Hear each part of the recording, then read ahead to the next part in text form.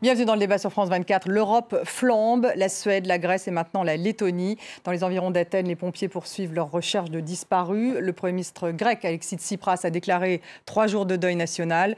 Le bilan provisoire est lourd, 80 morts et 187 blessés. L'Europe du Nord suffoque. La Suède connaît une cinquantaine d'incendies, dont une vingtaine dans l'extrême nord. Pas de victimes, mais des hectares de forêts détruits. La Finlande et la Lettonie sont aussi en proie aux flammes. Alors pourquoi l'Europe connaît-elle ces incendies meurtriers? La canicule, nous dit-on. Le réchauffement climatique en est-il à l'origine? Comment s'organisent les secours? Un mécanisme européen a été déclenché. Comment prévenir et finalement tirer les leçons de ces catastrophes? On en débat tout de suite avec mes invités. J'ai le plaisir de recevoir Hervé Le Treut. Bonsoir. Vous êtes climatologue, directeur de l'Institut Pierre-Simon Laplace. Également avec nous, Caroline de Camaret, notre chef du service Europe de France 24. Bonsoir Caroline. Nous avons également Carlos Martin en direct de Bruxelles. Il est porte-parole de la Commission européenne pour la protection civile à Bruxelles. Également notre correspondante à Athènes, Alexia Kefalas. Et nous attendons donc en duplex d'Athènes également Alexandra Zavou, qui est chef de projet donc à l'ONG Solidarity Now. On va commencer justement par les incendies en Grèce. Le bilan humain, je vous le disais, est très lourd. 80 morts, un Belge, une Polonaise et son fils. On retrouve tout de suite Alexia Kefalas. Alexia, les recherches donc se poursuivent. Où en est-on? Mais écoutez, les recherches se poursuivent, oui, mais elles sont très très lentes parce que la procédure est excessivement chronophage, parce qu'il faut vérifier tous ces corps carbonisés, faire des analyses ADN, voir effectivement de qui il s'agit, recueillir aussi des témoignages. Les pompiers ont mis une plateforme en place avec des photos et des noms de tous ces disparus, mais il n'y a pas tous les disparus, c'est ça le problème. Résultat, beaucoup de Grecs s'adressent aux médias directement, dont les chaînes de télévision ont interrompu leur programme depuis lundi pour retransmettre les informations, certes, mais surtout les témoignages de ces personnes et ceux qui recherchent leurs proches, justement, qui ne donnent plus de nouvelles depuis lundi soir. Alexia, sur place, on pointe du doigt les dysfonctionnements de l'État grec. Oui, effectivement, vous avez tout à fait raison, Stéphanie. C'est le sujet qui préoccupe les Grecs à l'heure actuelle. Ce dysfonctionnement qui n'est pas nouveau. L'État grec n'a jamais véritablement bien fonctionné, surtout en période de crise, notamment avec ces feux ravageurs en 2007 qui avaient fait 121 victimes. On a l'impression que l'État n'a pas retenu les leçons des tragédies précédentes. Résultat, eh bien, on pointe du doigt un manque de coordination, un manque de prévention notamment, parce qu'on savait que les vents étaient violents lundi, qu'ils souffleraient à plus de 100 km/h. On savait aussi que les températures seraient caniculaires et atteindraient les 40 degrés Celsius. Il aurait dû donc y avoir plus de prévention. Ensuite, il y a aussi un manque de moyens parce qu'on le sait, les pompiers ont pâti de ces cures d'austérité successives que la Grèce subit depuis 8 années maintenant, avec un manque de matériel, un manque de personnel et aussi donc un manque de coordination car les pompiers se sont dirigés vers le premier incendie qui était au sud d'Athènes, près de Corinthe, et ont délaissé ceux du nord d'Athènes. Et c'est ceux du nord d'Athènes qui ont été les plus ravageurs. Alors ce soir, le porte-parole du gouvernement s'est exprimé en donnant des primes aux sinistrés, de 5 000 € pour les sinistrés, 6 000 pour les familles nombreuses, 8 000 € pour les sociétés. Un programme très très complet, notamment dans le domaine de la santé, de l'éducation. Mais est-ce que ce programme-là suffira à enlever cette peine et ce deuil qu'ont les Grecs ce soir? Merci beaucoup Alexia. Hervé Le Treut, franchement, la Grèce, la Suède, la Finlande, la Lettonie. En Suède, c'est au nord que ça se passe, en plus, ce qui est tout de même très surprenant. Est-ce qu'on peut faire un lien, finalement, entre tous ces incendies? Est-ce que le réchauffement climatique est à l'origine de ce qui se passe aujourd'hui en Europe?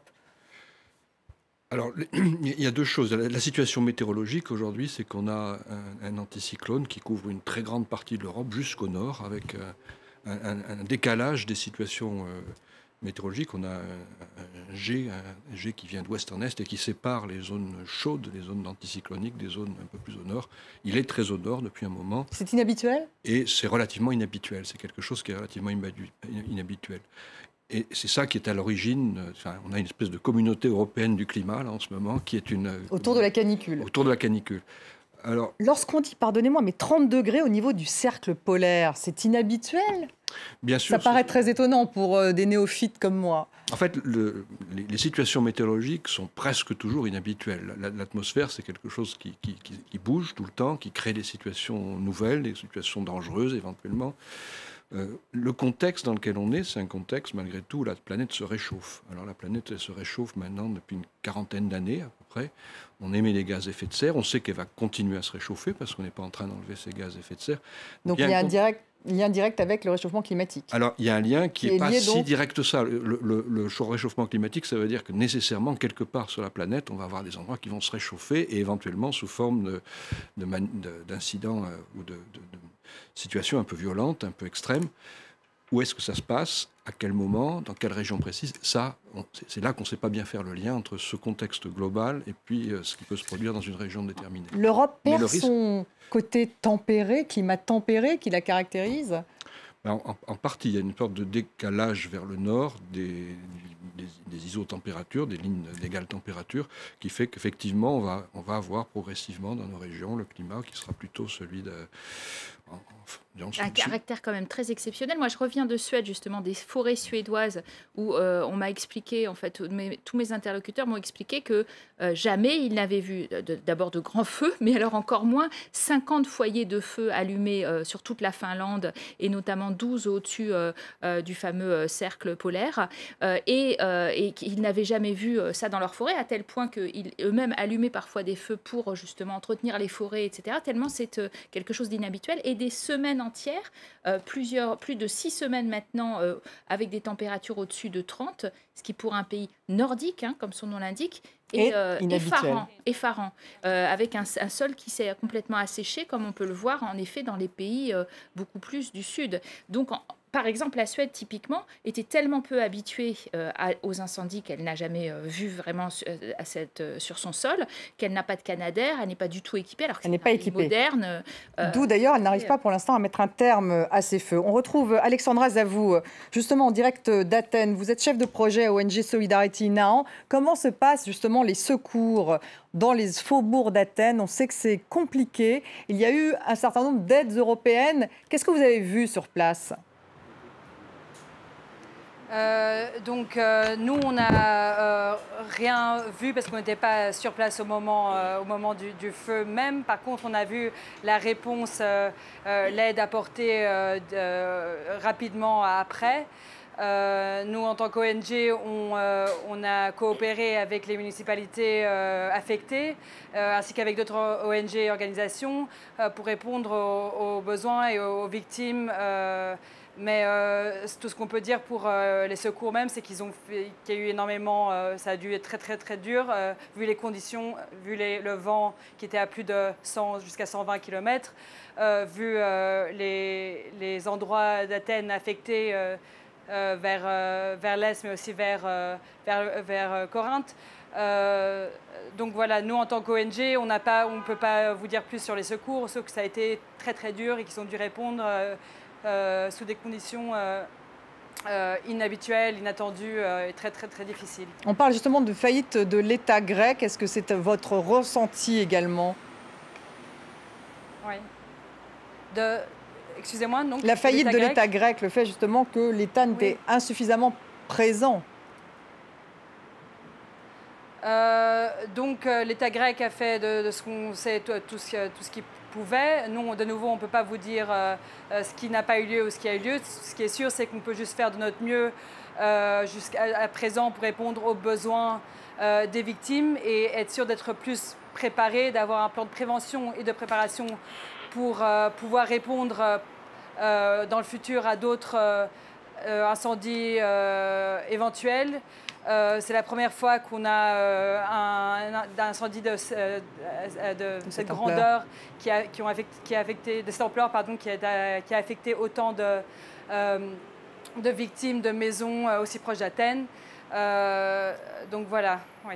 Merci beaucoup, Caroline de Camarel. Il y a une sorte de mécanisme européen qui se met en place, une sorte de mécanisme européen de sûreté, de la solidarité européenne, en fait, se met en place à la fois en Suède, où vous étiez, mais également à Athènes aujourd'hui. Voilà, toutes les deux, on fait appel au fameux mécanisme européen de protection civile. C'est quelque chose qui existe depuis 2001, qui a été créé par l'Union européenne, justement, entre les 28 États membres, mais aussi avec 6 pays de plus, pour apporter une aide gouvernementale au lendemain d'une catastrophe catastrophe à un pays en difficulté. Ça a été renforcé en 2017 par la création de RescueUE, une réserve de ressources au niveau européen, pour qu'on puisse trouver en effet cette boîte à outils, des avions de lutte, les pompes à eau très spéciales, donc il y a équipement, matériel et hommes. On a vu des Canadair partir donc en direction de la Suède, on les a vus partir en direction de la Grèce. Précisons quand même, quand on parle de moyens grecs, que certes, il y a eu une baisse significative du budget des services de pompiers depuis la crise 2009. Il était à 452 millions d'euros. Il est passé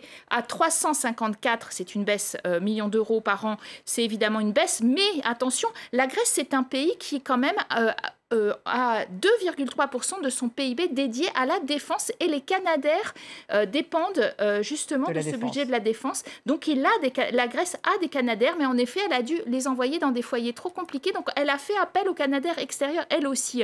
Et il faut dire que c'est quelque chose qui a fonctionné, ce mécanisme, puisque depuis sa création en 2001, 300 catastrophes ont été suivies, il y a eu véritablement aussi un dispositif de vigilance, et 200 demandes d'aide ont été formulées. Carlos Martin, vous confirmez un petit peu ce que dit Caroline de Camaret. Vous êtes porte-parole, vous, de la Commission européenne. Vous connaissez bien ce mécanisme. Est-ce que c'est nouveau de l'utiliser de manière, je dirais, un peu systématique, puisque ça se passe à la fois en Grèce, en Suède et dans d'autres pays européens? D'après ce que j'ai lu, la Pologne a même demandé une partie de cette solidarité. Et tout à fait, je peux confirmer le chiffre principal qu'on vient d'écouter. C'est un mécanisme qui a été activé à plusieurs reprises, plus de 300 fois depuis sa création. Est-ce qu'on peut dire que, heureusement ou malheureusement, le nombre d'activations monte chaque année? Et malheureusement, parce que ça veut dire qu'il y a beaucoup plus de crises dans l'Europe et dans le monde, parce que le mécanisme peut être utilisé aussi pour tout État affecté dans le monde. Et ça peut être lié un peu aux conditions climatiques. On vient d'entendre, on a des températures très très hautes dans toute l'Europe. Je peux dire que malheureusement, avoir un feu de forêt en Grèce, ce n'est pas quelque chose de rare. C'est tragique de l'avoir dans une zone tellement peuplée, une zone à dense population.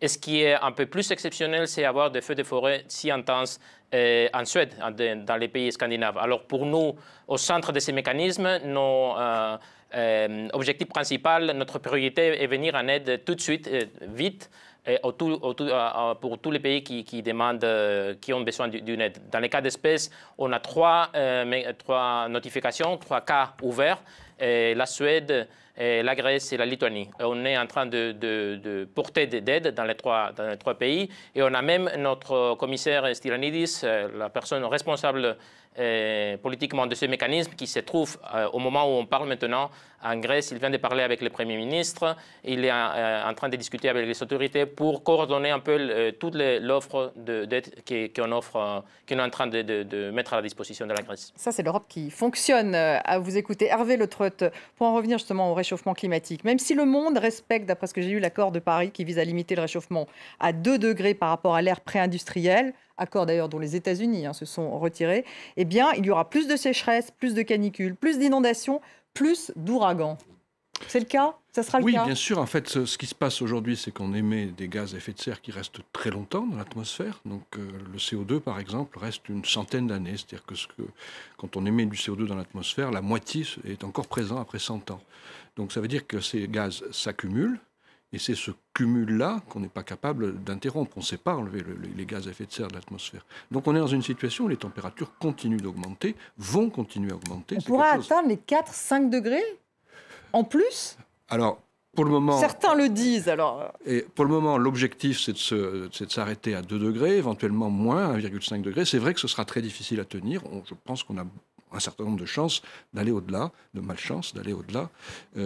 Bon, il ne faut pas présager dès aujourd'hui de ce que ça peut être, mais par contre, il faut avoir l'idée quand même qu'on est face à des mécanismes qui font que le climat auquel on sera confronté dans 30 ans sera nécessairement différent du climat d'aujourd'hui. Donc chaque fois qu'on s'adapte, chaque fois qu'on essaie d'imaginer des mécanismes de secours, de prévention, on doit bien penser que ces mécanismes s'appliqueront dans un contexte où le climat sera devenu nécessairement un peu différent de ce qu'il est aujourd'hui. Donc ça voudra dire quoi pratiquement? Ça veut dire pratiquement que si on installe des hôpitaux dans une région cyclonique, il vaut mieux faire attention à avoir des câbles enterrés, par exemple. Il y a des tas de choses très pratiques qu'on peut imaginer. Qu'il faut anticiper, Qu'il faut anticiper parce qu'on sera dans des conditions qui ne seront pas les conditions d'aujourd'hui. Quand la plupart des ouvrages qu'on peut mettre en place dès maintenant seront en fonction. On peut noter quand même au passage que l'Union européenne, là encore, c'est elle qui a quand même les objectifs les plus contraignants en matière de réduction des CO2 au monde, qui s'est donné quand même des objectifs 30-30%. Oui, mais justement, avec le retrait des États-Unis de l'accord sur le climat, est-ce que vous restez optimiste tout de même sur cet objectif de 2 degrés? Je crois qu'il y a deux choses. Vraiment, il y a essayer de limiter au maximum les émissions de gaz à effet de serre pour que le réchauffement climatique soit le plus faible possible. Et puis, savoir que ce réchauffement climatique, il aura lieu, malgré tout, dans une mesure qu'on espère la plus faible possible, et qu'il faudra s'adapter. Et c'est cette adaptation qu'on a un petit peu de mal à faire prendre en compte, cet effort préventif d'adaptation. On va reparler de cet effort d'adaptation, mais sur les objectifs de cet accord, vous n'êtes pas totalement pessimiste. C'est-à-dire que vous pensez que les États aujourd'hui, l'Europe effectivement est plutôt leader dans le domaine, mais sans les États-Unis, eh bien, ça reste tout de même valable. Cet accord reste valable. Je pense que c'est un objectif qu'il faut essayer de poursuivre au maximum.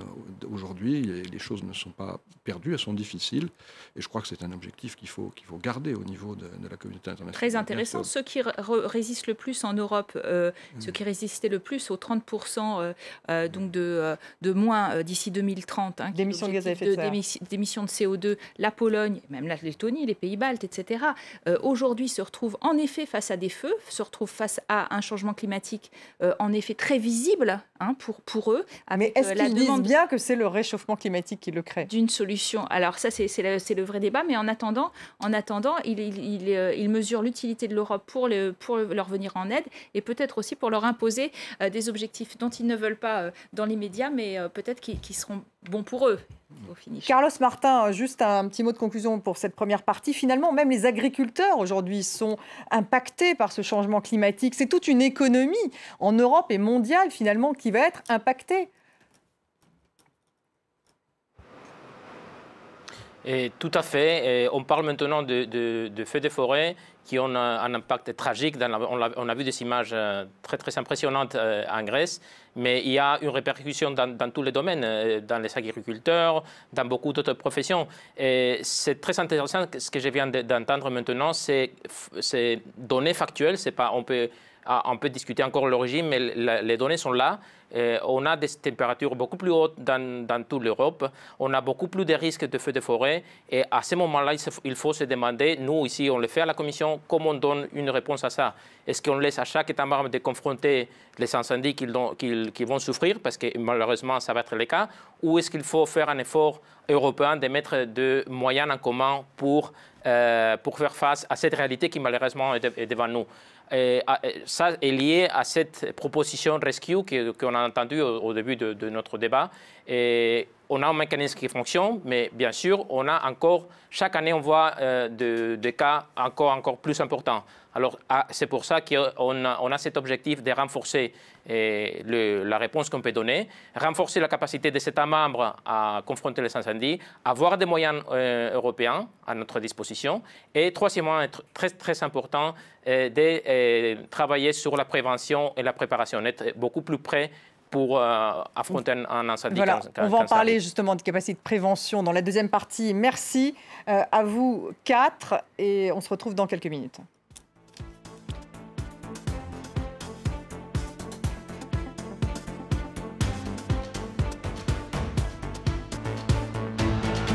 Bienvenue dans la seconde partie de ce débat largement consacré aux incendies meurtriers en Europe. En Grèce, ils ont fait 80 morts. En Suède, en Finlande, en Lettonie. On retrouve tout de suite Alexandra Zavou, justement, en direct d'Athènes. Bonsoir Alexandra, vous qui êtes donc à la tête d'une ONG sur place. Quelles sont pour vous les plus grandes difficultés aujourd'hui dans les environs d'Athènes ? Les plus grandes difficultés en général, c'est celles que vous voyez tous les jours. Nous, on est là pour aider, donc on est face aux victimes en coopération avec les municipalités et d'autres organisations. On voit donc énormément de victimes qui sont en besoin de provisions, en besoin de logement, en besoin plus tard, je pense que ce qui va être plus important dans la durée, c'est l'aide psychologique, le logement et les solutions durables pour ces gens qui auront perdu leur maison, leur famille et ainsi de suite. Pour l'instant, il y a encore beaucoup de recherches pour trouver des disparus. Oui. Comment ça se passe? Tout à fait, les recherches continuent. On attend donc jusqu'à ce que le bilan est finalisé avec ceux qui ne sont pas encore retrouvés. Mais pour l'instant, de nouveau, donc, on fait de notre mieux d'aider. On est sous la coordination des municipalités. On attend de leur part les plus grands besoins et on est prêt à répondre de toute notre capacité à ce qu'on nous demande en général. Pour l'instant, les gens ont vraiment très bien répondu avec grande générosité et ils ont montré énormément de solidarité en général. Ils ont ramené énormément de provisions, que ce soit nourriture, provisions de premiers secours en général, médicaments, etc., au point où les municipalités ont annoncé le fait qu'il ne faut plus ramener des choses en ce moment, tellement ils ne peuvent plus gérer la quantité de choses offertes. Donc ça, c'est déjà quelque chose de très positif et on attend de leur part de voir comment on va gérer la situation dans le futur proche. Merci beaucoup. Donc un mécanisme, une sorte de solidarité qui se met en place, Caroline, justement, en Grèce. C'est vrai que l'État grec a été accusé, en tout cas il est pointé du doigt aujourd'hui par la presse et par un certain nombre de protagonistes en disant qu'il a manqué à ses obligations, qu'il n'y avait aucune prévention finalement dans cette région du Mati qui manifestement, donc c'est à 30 km, une trentaine de kilomètres d'Athènes, est sujette en fait aux sécheresses. Oui, alors évidemment, il y a la partie quand même prévention qui va être en discussion, à savoir il faut entretenir une forêt et on a parlé de l'absence effectivement de cet office national forestier qui avait moins de moyens. Ça c'est une première partie du débat. Il y a eu aussi véritablement un débat sur le fait que ces incendies ont eu des foyers différents simultanés très rapidement et le ministre adjoint de l'Intérieur a peut-être laissé entendre qu'il y aurait une volonté plus criminelle d'allumer le feu en plusieurs endroits et qu'on demandait l'aide des drones américains. Donc les feux seraient peut-être d'origine criminelle. Des drones américains pour aller vérifier si oui ou non il y avait une origine criminelle de ces feux qui était très simultanée. Alexis Tsipras tente effectivement de défendre le fait que non, ça n'est pas la politique d'austérité qui a été imposée, y compris à son gouvernement de gauche radicale qui est la seule en cause, qu'il y a eu en effet des vents violents, des températures au-delà de 40 degrés, une situation extrême, dit-il, et asymétrique. Et il a affirmé qu'il allait faire la lumière sur les tenants et les aboutissants de ce drame quand le temps sera venu. Donc après la période de deuil, 3 jours de deuil national évidemment mérité, puisque c'est une des plus grandes catastrophes du XXIe siècle. Le nombre de victimes a dépassé justement celle qui avait fait l'incendie de 2007. Le record. Et donc, en effet, Alexis Tsipras promet à la fois de faire toute la lumière et en même temps s'interroge sur les causes réelles et d'autres aussi en Grèce. Mais défaillance totale de l'État grec, c'est un petit peu tôt pour le dire. Pour l'instant, on est vraiment dans la gestion aussi plus à court terme. Hervé Le Treut, est-ce que ça vous surprend justement ce type de terrible tragédie qui a pu se passer dans les faubourgs d'Athènes? Alors moi, je ne suis pas un spécialiste de la Grèce de ce point de vue-là, mais ce qui est certain, c'est que les conditions qui permettent d'avoir des feux de forêt aujourd'hui sont, comme on l'a déjà dit, très favorables. Y compris dans cette zone, y compris dans cette zone, et en fait, surtout l'arc sud de l'Europe, le littoral méditerranéen, dans tous les pays, il s'agit du Portugal, de l'Espagne, de l'Italie, on a eu des feux de forêt, et la France aussi, le sud de la France, on a eu des feux de forêt importants. Donc c'est une zone qui aujourd'hui est très vulnérable, et cette vulnérabilité s'accroît nécessairement au fil du temps. Et pourquoi est-ce qu'elle s'accroît? Elle s'accroît parce que les températures augmentent régulièrement. Donc on est dans un monde où les températures augmentent, et Ça veut dire que les vagues de chaleur, elles, sont des événements un petit peu plus isolés, mais elles sont dans un contexte qui les favorise. Donc, je crois qu'il y a besoin d'anticiper. Après, il y a aussi un problème qui est un problème d'entretien, ça a été dit, d'entretien des forêts, de gestion des forêts. On a dans beaucoup de zones des forêts qui repoussent, qui sont pas gérées, qui ne sont pas entretenues. Là, il y avait beaucoup de gens dans les campagnes, il y en a souvent beaucoup moins. Et c'est aussi quelque chose qui favorise les forêts. Donc, il y a aussi un problème de gestion du sol. Et la forêt, quelque chose de très important. La forêt peut être un stockage de carbone, quelque chose qui nous empêche, peut être souvent quelque chose qui favorise un certain type de biodiversité. Donc l'entretien du paysage est quelque chose qui devient très important aujourd'hui en lien avec le changement climatique. Probablement cette région des faubourgs d'Athènes était insuffisamment entretenue. Alors je ne peux pas le dire ça par contre, mais je sais que c'est un facteur qui devient très très important. Carlos Martin, comment peut-on améliorer le mécanisme européen justement dont la Suède, la Grèce et la Pologne ont eu recours justement, ces Canadair envoyés de Chypre pour la Grèce. Comment peut-on l'améliorer? Comment mieux anticiper finalement, puisqu'aujourd'hui c'est ce qu'Hervé Le Trott le dit, il faut mieux anticiper pour pouvoir s'adapter mieux à ces nouvelles conditions climatiques qui sont inéluctables?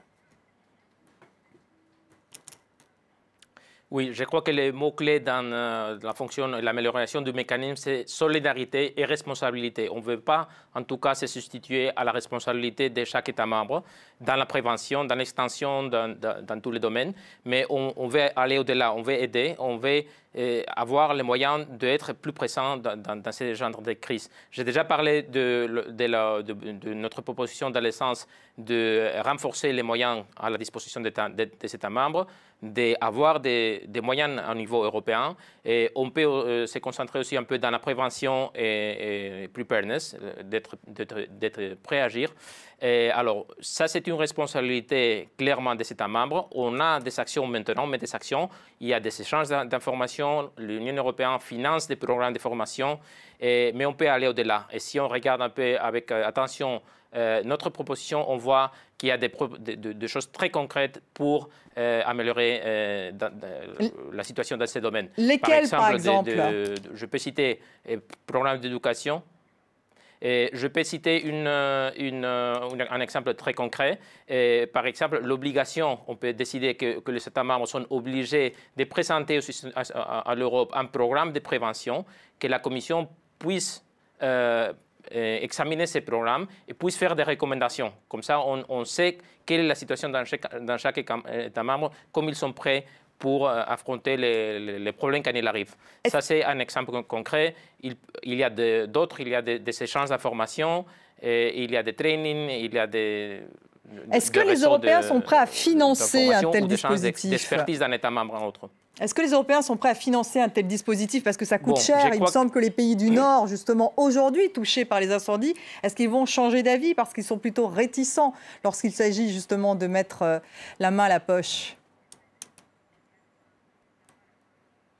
Bon, ça coûte de l'argent, mais il faut se demander combien ça coûte l'option de ne pas avoir ce système. Et on est convaincu que c'est un système qui a une valeur ajoutée et qui est moins cher. Et je peux encore rappeler l'exemple de la Suède. La Suède n'avait pas d'avion, n'avait pas de Canadair. Ce n'est pas le seul pays qui ne dispose pas de ces moyens. C'est beaucoup plus efficace et beaucoup moins cher d'avoir des moyens aujourd'hui de ces pays qui ont aidé. Et il y a des avions qui sont maintenant présents en Grèce de l'Italie et de la Roumanie. Il y a des équipes de Chypre. Et c'est clair que c'est beaucoup plus efficace et beaucoup moins cher que chacun s'est doté de ces moyens pour affronter leur propre jeu de forêt. Caroline, est-ce que les Allemands seraient prêts à payer maintenant pour un dispositif justement qui puisse mieux anticiper? Parce qu'effectivement, ça coûte de l'argent. C'est tout le paradoxe. Hein. Toute chose, malheur est bon. C'est-à-dire que ça nous oblige à réfléchir sur cette idée d'une force d'intervention européenne en tant que telle. Parce que là, pour l'instant, on parle de coordination, on parle d'un mécanisme qui est enclenché uniquement si les pays en font la demande, etc. Une vraie force d'intervention européenne avec une flotte de Canadair, etc., qui plaît beaucoup à la France, l'Italie, l'Espagne, la Grèce, tous les pays du Sud, donc qui sont régulièrement... Avec donc une mutualisation des moyens. Voilà, par les incendies et qui plaît beaucoup moins à l'Allemagne, premier payeur quand même de l'Union européenne, et encore moins aux pays du Nord qui, jusqu'à présent, n'en voyaient pas du tout l'utilité, jusqu'à cette année, véritablement. Alors, il y a quand même des gens qui disent que, attention, ça va poser d'autres problèmes, à savoir si véritablement on commence à mutualiser et que le feu, finalement, ça s'embrasse dans toutes les parties de l'Europe. Quelles vont être les priorités par rapport évidemment à une flotte nationale où on va sur le sol national? Il se trouve qu'il y a des exemples très concrets. L'année dernière, les Français ne sont pas en peine de Canadair. On a la plus grosse flotte quasiment de Canadair. Mais en revanche, en Corse, quand on a dû envoyer lors des incendies en Corse notre flotte, eh ben, on était ailleurs, bloqués, et surtout le plus proche finalement c'était l'Italie, géographiquement. Donc il y a eu des Canadair italiens, etc. Tout ça il faut le repenser, parce que l'Europe n'a pas vraiment de frontières aériennes aussi précises que celles qu'on voudrait dans le cas des incendies, c'est très clair. Donc je pense que ça oblige à un effort véritablement de comprendre les enjeux. Et puis il y a la politique agricole commune. Quand on parlait du débroussaillage, la politique agricole commune, elle a classé la forêt dans cette politique agricole, mais avec beaucoup moins de moyens, bien sûr, que pour l'agriculture, et avec pas d'obligation de résultat en matière de débroussaillage. Et ça aussi, c'est une réflexion. Donc on peut faire des progrès du côté des entretiens de la forêt, du débroussaillage. Et justement, la nécessité de débroussailler et d'entretien des forêts. Hervé Le Trott, comment justement mieux anticiper? Parce que vous disiez que c'est la clé, pouvoir s'adapter à un environnement qui sera de toute façon plus chaud d'ici 30 ans. Comment mieux s'adapter? Quelles sont vos solutions? Moi, je ne suis pas... Mais si vous en avez, déjà sur le réchauffement climatique, faire baisser les... Je pense qu'il y a une échelle dans le paysage qu'on ne traite pas assez jusqu'à présent, c'est l'échelle des régions. Ce qui se passe aujourd'hui a un caractère effectivement très, très régional. Et quand on veut gérer une région, il faut gérer la forêt, les incendies, l'agriculture, l'eau. Et tout ça a un caractère commun. J'ai coordonné un rapport sur la région Aquitaine. On voit bien que tous ces éléments-là participent d'une réalité commune, et on doit apprendre à gérer le fait régional comme un fait important où on a beaucoup de facteurs qui jouent les uns par rapport aux autres. On ne peut pas traiter ce problème de la forêt indépendamment de l'agriculture, indépendamment de la biodiversité, indépendamment... Il y a tous ces éléments-là. Qui peut coordonner tout cela? Parce que c'est vrai que c'est un vaste programme. Un des rôles de chaque région, mais je pense que c'est des choses auxquelles on doit essayer de réfléchir et qui peuvent aider à anticiper et à prendre les bonnes décisions pour anticiper. Vous pensez que l'échelon régional est un bon échelon? Et sur justement la limitation des gaz à effet de serre, où en est-on, Hervé Le Trott, justement depuis que les États-Unis se sont retirés de cet accord sur le climat? Est-ce qu'on prend la bonne direction? Il y a des accords qui ont été signés à Paris. Chaque État a fait des contributions nationales. On a pu faire le bilan de ces contributions nationales. On sait que c'est un bilan qui est insuffisant aujourd'hui, d'un facteur presque 2 à 4 pour rester sur le chemin des 2 degrés. Mais il va y avoir une session importante dans la prochaine COP qui va être justement d'essayer de revenir sur ces accords-là, de les approfondir. Donc il y a devant nous une négociation. Et je pense que si on veut que cette négociation fonctionne, il faut aussi qu'il y ait une mobilisation citoyenne autour de ces enjeux. C'est ce qui manque aujourd'hui autour de cette problématique du réchauffement climatique. Il n'y a pas de mobilisation citoyenne. Elle existe, mais elle est pas assez partagée. Je dirais qu'elle est limitée à un certain secteur de la société. Il n'y a pas une mobilisation qui traverse vraiment l'ensemble de la société autour d'enjeux concrets.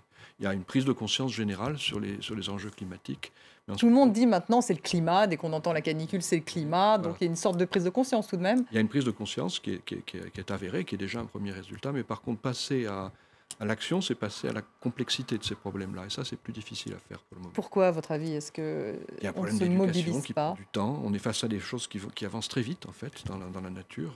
Et donc, c'est un petit peu difficile d'avoir des réponses qui, elles, se mettent en place aussi rapidement. Et vous pensez que ça pourrait aider, justement, le processus, que les citoyens soient plus mobilisés? Oui, je pense que c'est un élément essentiel pour qu'il y ait un succès de ces négociations. Au moment de la COP21, c'est vrai, on avait tenté d'organiser au moins des rassemblements citoyens, mais on n'a pas vu de grandes manifestations, par exemple, pour justement essayer de pousser, d'appuyer sur des objectifs un peu plus contraignants et un peu plus ambitieux. On l'a vu au moment des différentes campagnes électorales, le fait climatique, ou même quand on a parlé des... On a très peu parlé pendant la campagne électorale, enfin en France en tout cas. On a réduit les vitesses des voitures à 80 km/h sans pratiquement invoquer l'impact favorable que ça peut avoir sur les problèmes. Parce que ça a un impact favorable, donc la fameuse mesure d'Édouard Philippe sur le climat. Parce qu'on va rouler moins vite, donc on va émettre moins de gaz à effet de serre, donc on va réchauffer moins la planète. Et c'est un argument qui est simple et qui a très peu été utilisé. Est-ce que justement c'est la vie de tous les jours avec la manière dont chacun peut contribuer à cette baisse de l'émission des gaz à effet de serre qui pourrait aider justement à faire qu'on atteigne les 2 degrés, 3 degrés peut-être au maximum? Oui, je pense que c'est un effort les émissions de gaz à effet de serre, c'est un processus très diffus. Ça touche au logement, ça touche au transport, ça touche à la production d'énergie, à l'agriculture. C'est tous ces domaines-là et puis à la vie personnelle des gens. C'est tous ces domaines-là qui peuvent contribuer. Et vous avez très bien souligné que finalement aussi l'importance de préserver ces forêts sans qu'elles brûlent. Parce qu'après, il y a des centaines de milliers d'hectares qui brûlent. C'est très difficile à reconstituer sans qu'elles brûlent. C'est des puits à carbone, hein, c'est-à-dire que ça nous aide, c'est ce qui nous aide, c'est les seuls qui nous aident vraiment dans la réduction de ces CO2. Et ça, on a tendance à l'oublier aussi quand on verse l'argent, par exemple à l'agriculture par rapport à la forêt, etc. On a tendance à oublier leur utilité. Hein, c'est concrètement des puits à carbone, ces forêts. Alors, les pays nordiques qui ont tendance à renouveler beaucoup leurs forêts, à les replanter, à les exploiter beaucoup, disent que plus les arbres sont jeunes, plus on les renouvelle, plus ça absorbe, etc. Il y a aussi beaucoup de débats sur quel type de forêt faut-il ou non les exploiter, etc. Mais en attendant, quand elles brûlent, par contre, elles ne sont plus d'aucune utilité. Alexandra Zavou, à Athènes, est-ce qu'on peut s'attendre à d'autres feux en Grèce, en fait? Comment mieux prévenir sur place? Je pense qu'on peut s'attendre à d'autres feux. C'est pas la première fois. On en voit tous les ans. Là, c'est la première fois que ça a touché autant de régions aussi peuplées. Comment répondre maintenant? Je pense que nous, en tant qu'ONG, on peut faire de notre mieux, vu l'expérience qu'on a avec les crises des réfugiés surtout. Mais c'est surtout aux États et au niveau européen de répondre. On peut aider avec des plans renforcés de prévention et de préparation en général. On peut être sûr de renforcer les moyens de communication aux citoyens pour être sûr qu'ils soient mobilisés aussi vite que possible, ainsi que les ONG, que les autres prêts à aider. Et puis tout le reste qui a été mentionné jusqu'à présent. Mais je pense que la responsabilité reste dans les mains de l'État grec et puis des États européens aussi, des membres européens. Carlos Martin, est-ce que justement la forêt doit être un peu l'enjeu clé, ce dont on parlait, même pour l'Europe, préserver ses forêts européennes pour justement prévenir les incendies? Justement, la prévention, comme j'ai dit, c'est une des étapes, un des points le plus important.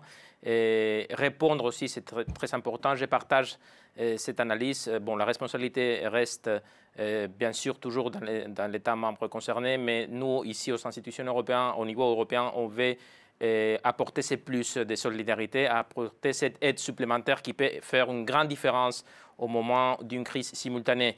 Et on est content relativement du fait qu'on a pu répondre aux crises actuelles, les appels qu'on a reçus de la Suède, de la Grèce, de la Lituanie. Mais malheureusement, comme on a discuté, le phénomène des incendies, c'est une chose qui va rester chez nous. Il faut se doter des moyens encore plus avancés, encore plus puissants pour répondre, surtout quand on a des crises simultanément dans beaucoup de points de l'Europe. Alors, je répète ces deux mots-clés, responsabilité et solidarité européenne. C'est ça qu'on essaye de faire, c'est ça qu'on est en train de faire maintenant sur place en Grèce, sur place en Lituanie, sur place dans la Suède. En tout cas, il y aura une prise de conscience probablement liée à tous ces incendies. Hervé Le Trône, juste un mot sur la France pour terminer. La canicule, là aussi, de plus en plus long, dispositif d'alerte. Est-ce qu'il est performant lorsqu'on dit 18 départements en alerte orange? Et qu'est-ce qui doit changer finalement en France? Parce que là aussi, on risque des incendies. En fait, sur le dispositif de court terme, la météo dans tous les pays d'Europe est capable maintenant de faire des prévisions qui sont très exactes à l'échelle de quelques jours. C'est à l'échelle de quelques semaines ou de quelques mois où là, on est confronté à des situations qu'on a plus de mal à anticiper. Donc oui, les alertes, elles sont à suivre, elles sont faites généralement, enfin en tout cas, dans la très très grande majorité des cas, à bon escient. Donc, et on a dans beaucoup de forêts un dispositif de pare-feu. Enfin, on a eu des expériences malheureuses qui font que les forêts sont gérées, mais ça ne les empêche pas de brûler, ça n'empêche pas tous les ans. C'est ça, dans le sud de la France. Parfois, qu'est-ce qu'on peut améliorer en France? C'est terminé d'après ce qu'on me dit. Mais moi, je ne suis pas spécialiste de ça. Je pense qu'il y a à prendre en compte le fait que les domaines qui peuvent être menacés augmentent, changent, se déplacent. Donc, il y a des forêts qui sont des forêts gérées. La forêt des Landes, par exemple, c'est une forêt artificielle gérée. Puis des forêts qui se développent un peu spontanément avec la disparition d'un certain nombre de pratiques agricoles. Il y a une meilleure gestion, on n'a plus le temps. Forêt privée et forêt, en effet. Voilà, en tout cas, ce qui est sûr, c'est qu'il faut avoir une vision plus globale, on l'aura compris, et qu'effectivement, il y ait plus de solidarité encore entre les États européens pour que ça fonctionne. Merci à vous de nous avoir suivis. Tout de suite, un œil sur les médias.